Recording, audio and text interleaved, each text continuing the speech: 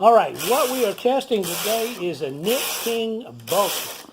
We actually have the bed and 2 carriages. So this is carriage numero uno. I'm going to test short rowing now. Right. She's got the lever in the hold or H position. And she's making the heel of a sock. Or pretending to. Right. I'm using a technique that's called the automatic wrap, if you're wondering what you are looking at. I might have screwed it up a little bit, but we'll live. Hey! Long as the carriage behaves correctly. That's right. We don't care about the operator. The operator can run wild. By knitting these two and then putting one back to work, what you get is an effect similar to a wrap, preventing holes. I see. Not. Okay. Yeah, I didn't think you saw. I see what you're doing. Okay. Do they knit back from upper working position? Yes, they do. Okay. We're also going to test knitting back from hold when I change over to in. And on the other side. Because that is checking the slide in the front of the carriage, and are the flippers responding as they should? Right. Changing to KC so it'll memorize the card. Right. Knitting across once. And now we'll push both tuck buttons and tuck for a few rows. And I'm the casual observer to make sure that every other row those needles swap position. Yeah. We always use a really basic card so that the naked eye will catch a patterning error with ease. But no problem. So I'm going to switch to the part buttons. And you should know, I've already knitted 10 hats using these techniques on this machine. But then Jack put on the final finishing touches. All the plastic pieces are back. And I always do one final test just for safety. MC. And it's working beautifully? It is indeed. That seems to be one of the biggest hang-ups of the brother carriage, is when they have sat for a while, those 2 center buttons stick together. We have videos covering why that happens. All right, I'm going to install the brushes. And they're marked left and I know right. it. I got myself upside down and backwards in my head. These are my brushes, by the way. The customer didn't send hers, but I want to make sure that it weaves all right. Actually, I want to cover that. This is your mast and your sinker plate. That's right. And to cancel all these buttons, just go to plain knitting. Right. But leave KC engaged. Take color 2 out of feeder 2 and start putting it where it'll catch in the weaving guide, right? Let's take a look at that. There you go. Right. It's a notch on either side of the sinker plate, and they look a little different from model to model, bulky to mid-gauge to fine, but it's basically the same thing, a way of catching the yarn as it goes across and laying it into the needles. And the effect of it is to go over and under the stitches. So it's working beautifully.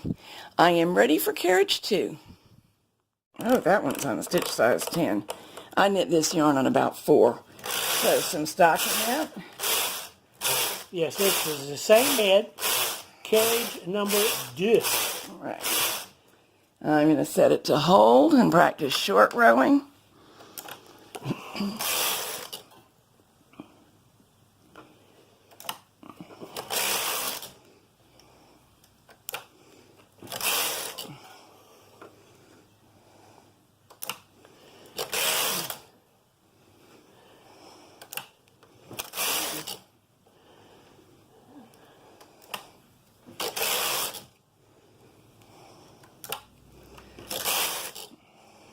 And it's really time to move a weight up into that space. Otherwise, they'll tend to jump off. The stitches will tend to jump off the needles. I also feel with my hand and sometimes give a little bit of a downward tug.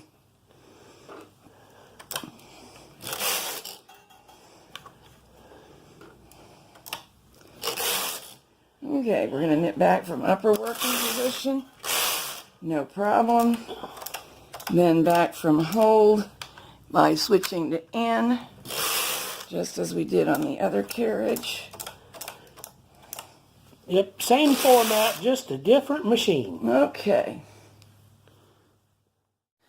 Changing over to KC. I'm rising up so I can see that.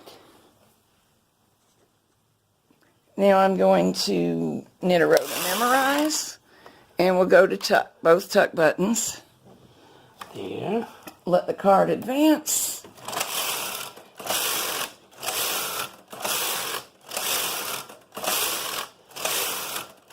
And this card reader has a very solid sound to its advance. We have found that's one of the things that needs to be checked, either on a machine that's been used a lot or one that hasn't been used much at all.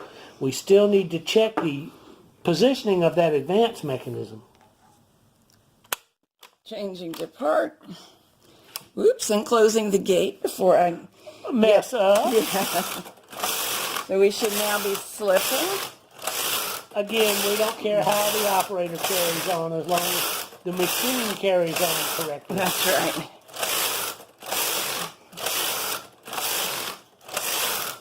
All right. I'm going to change to MC and knit some Fair Isle. And we're really brave letting you do that on camera, but it does show that those buttons on this carriage are also working correctly. Yeah. Now I'm going to lock the card because I'm running out of card. Switch to plain and test weaving. I'll put those brushes on and be right back. All right, weaving.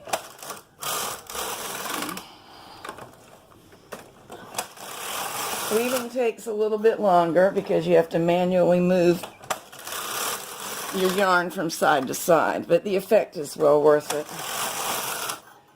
And for anybody who hasn't done it before, it's got some interesting characteristics. It widens the fabric a little bit. The purl side is generally considered the right side. And it makes the fabric less stretchy. Oh, pretty. Yeah, I like it. But you see that the knit side is not very interesting. It's a faint striping. Okay. One final thing to test. Both buttons in, and I should get thread lace. And I actually have already succeeded at it. We're sneaky that way. We test them before we test them on camera. I turned up the stitch size a little to a larger size because with thread lace, some of the stitches are carrying 2 yarns. And this is doing exactly what it should. From the right side, it's very attractive. I started out not letting the card move, so I got a vertical striping effect that's kind of cool too.